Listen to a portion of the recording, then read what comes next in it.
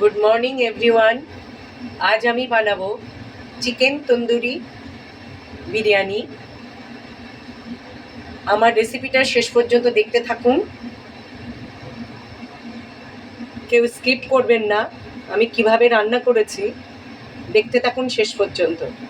আজকে সানডে, আজ আমি আবার একটা বিরিয়ানি রেসিপি নিয়ে এসেছি। আজকে বানাবো চিকেন তন্দুর বিরিয়ানি। আপনারা শেষ পর্যন্ত দেখতে থাকবেন আমি কী পদ্ধতিতে রান্না করছি। এখানে আমি দিয়েছি আদা বাটা, বিরিয়ানির মশলা, রসুন বাটা, নুন, গুঁড়ো লঙ্কা, একটু ফুড কালার। আর একদম হাতের কাছে যে মশলাগুলো আছে আমি সেগুলো দিয়েই বানাবো, কারণ তন্দুর মশলা এটা ওটা আমি কিছুই দেব না, একদম সিম্পলভাবেই বানাবো। এতেও অনেক টেস্ট হয়, শুধু রান্নার পদ্ধতির জন্য। আপনারা শেষ পর্যন্ত দেখতে থাকবেন। এটা আমি 1 ঘন্টা মেখে রেস্টে রেখে দেব। এখানে আমি কিন্তু আজকে নিয়েছি ম্যাক্সিমাম রানের পিস, এই দুটো এগুলো আছে।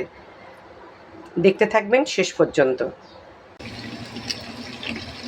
একে একে আমি চিকেনগুলো এইভাবে ভাজা করে নেব। দেখতে থাকুন শেষ পর্যন্ত। চিকেনগুলো ভাজা হয়ে গেছে, এবার আমি হাই ফ্লেমে এগুলো একটু পুড়িয়ে নেব। এটাই তো তন্দুর, আগুনে ডাইরেক্ট জ্বালানো। আমি এগুলো এবার ভালো করে পুড়িয়ে নেব একে একে সবকটাই। চিকেনগুলো ভাজা করে আমি এটা গ্যাসের ফ্লেমে, হাই ফ্লেমে এটা আমি পুড়িয়ে নিয়েছি। দেখুন কালারটা কি সুন্দর এসছে। এবারে এখানে মশলাটা বানানোর জন্য তেল গরম হয়ে গেছে, এর মধ্যে দিয়ে দেবো কোচানো পেঁয়াজ।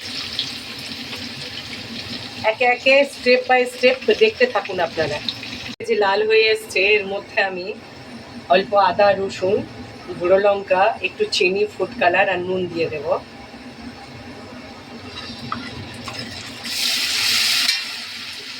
মশলাটা খুব ভালো করে কষে নেব। এটা খুব ভালো করে কষে গেছে, এর মধ্যে আমি এবারে এই তন্দুরি চিকেনগুলো দিয়ে দেব। মশলাটা খুব একটু ভালো করে কষে নেব, একটু জল অ্যাড করবে এর মধ্যে। আমার কমপ্লিট হয়ে এসছে।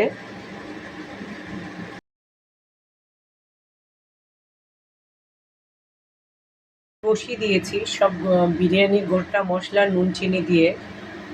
জলটা ফুটলে আমি চাল দিয়ে দেব। এখানে আমি চিকেন, আলু, বেরেস্তা দিয়ে দিয়েছি সব কিছুর উপরে, খোয়া ক্ষীর দিয়ে দিয়েছি। বিরিয়ানির মশলাটা অ্যাড করব।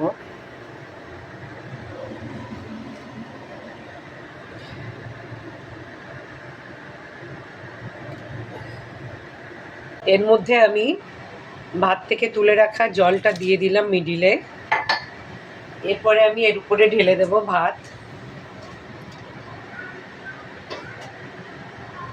ভাতের উপরে দিয়ে দেব ঘি আর দুধ মিক্স করে রেখেছিলাম, এর মধ্যে আমি বেরেস্তাটা ভেজে নিয়েছিলাম, সেটা দিয়ে দেব।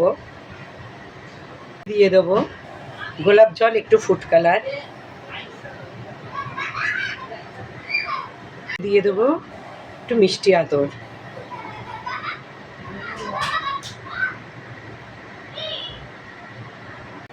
এবারে ভালো করে এইভাবে ঢাকনাটা দিয়ে 5 মিনিট হাই ফ্লেমে রাখবো, তারপর 45 মিনিট লো ফ্লেমে রাখবো।